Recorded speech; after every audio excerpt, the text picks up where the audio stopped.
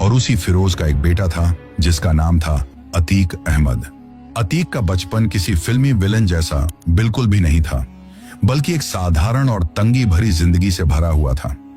घर में ज्यादा पैसा नहीं था और पढ़ाई में भी उसका मन नहीं लगता था, जिससे कि वो कुछ पढ़ लिखकर अपने घर की स्थिति को सुधार लेता।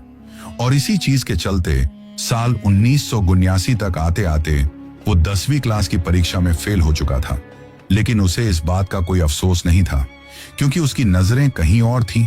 पढ़ाई में टॉप करके ना सही, पर उसे किसी भी तरह से और जल्द से जल्द पैसा चाहिए था, और वो भी किसी सीधे रास्ते से नहीं बल्कि शॉर्टकट से। उसकी यही सोच उसे धीरे धीरे एक ऐसे रास्ते पर ले गई जहां से वापसी आसान नहीं होती।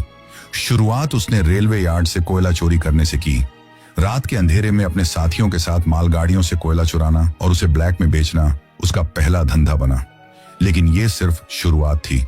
इसी दौरान उसका नाम पहली बार एक हत्या के मामले में सामने आया। अपने उसी पहले कोयले वाले धंधे को लेकर उसकी एक लड़के से अनबन हो गई थी।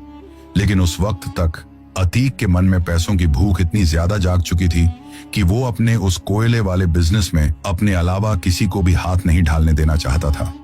इसी वजह से उसने उस लड़के को रास्ते से हटाना ही ठीक समझा।